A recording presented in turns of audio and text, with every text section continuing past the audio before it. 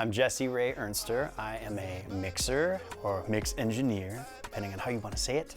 And we're here at my incredible new studio here in Los Angeles, California.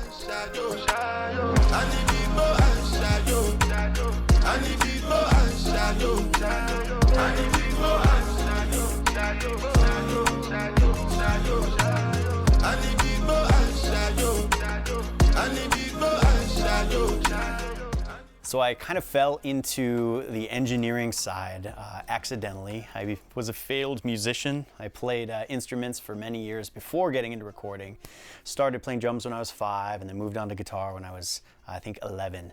And it was sort of out of necessity that I was the one who would record the bands that I was playing with, because my dad had the home studio. He had a Pro Tools set up, and the drums were mic'd up, and we had amps, and it was, the vocal mic was right there, and we were just wired up, ready to go at all times. So it just kind of made sense that when we needed to record demos and put out our first CD, that's a compact disc for you kids at home, old ancient tech at this point. Along the same time, I was gigging and sleeping in a van and traveling and touring regionally, and I just realized, like, man, I really love being at home making records and tweaking and being the guy turning knobs and shaping sound and getting tones. That was way more interesting to me than having a sore back and pushing in gear to a venue and having fun playing for like 40 minutes and then being done and then waiting for the next 23 hours and 20 minutes till it was time to play the next night. So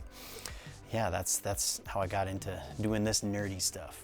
So the first ever mixing gig that I got, outside of just personal projects that I was doing for my own band as I was learning to record at home, was a college a cappella group, the Summit Singers from St. Thomas University in Minnesota. They posted an ad that they were looking for somewhere to record and mix an album of these like a cappella records.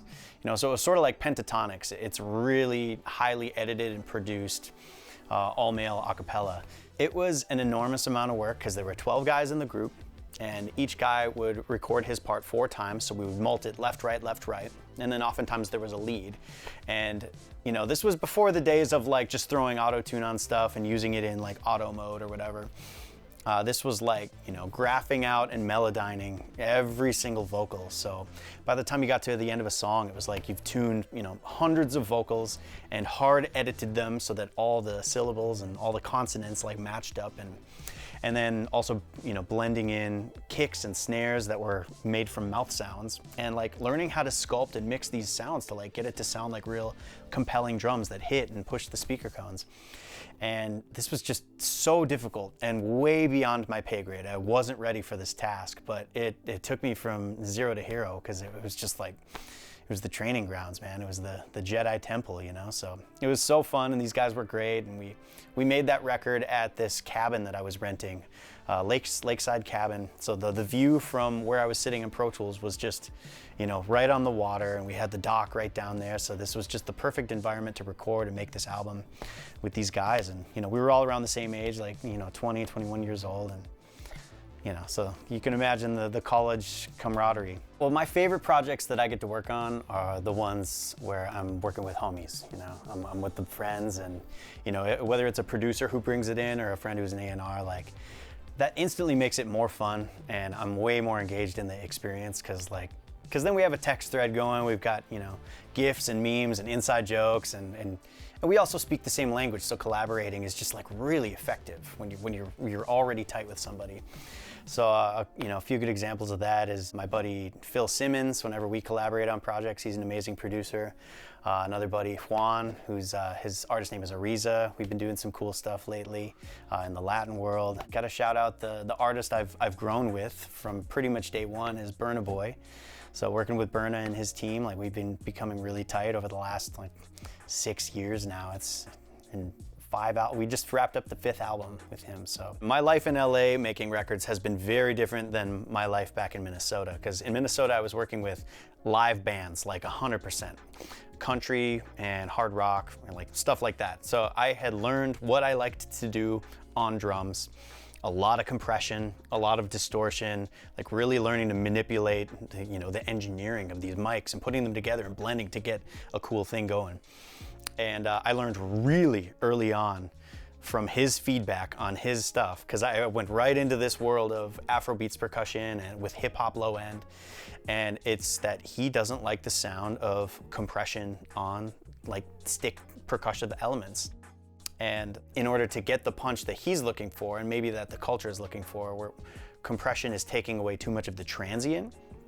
So like that, I just moved ahead with that almost to an extreme, where on that style of music, I'm like barely using any compression on any of the percussion stuff. Just, if anything, it's clipping and transient designing to just add more attack, because it's just got to be in your face. like, and kind of the signature of that style, or at least how I interpret that style, is like rim shots that almost just pierce you in the face, like they're too loud.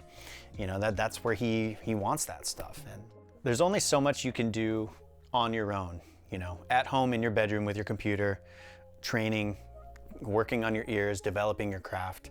And at a certain point, you're gonna need to, whether it's virtually, be meeting people, or, physically in person, like getting out and getting in the room and putting yourself out of your comfort zone to be able to begin to work with other people.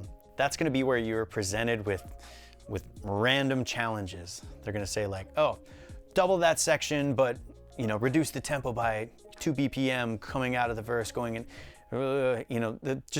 that's where you'll be challenged to do things you would have never thought to do. And that's also where all of the networking happens. That's the proving zone. But you don't have to wait until you're ready. Like, oh, I can't go out and be on sessions yet. I'm just not good enough yet. And frankly, I felt like I was ready because I was like 10 years in on Pro Tools. I was fast. I knew what I was doing when I got to LA. And then I went out and started doing sessions, and I realized like, whoa, I am not as good as I thought I was. And looking back now, especially, like my mixes just straight up didn't sound good. I wasn't ready. When I got thrown into sessions here, I wasn't.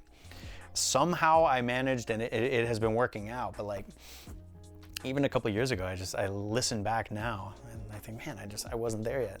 So that's another thing too.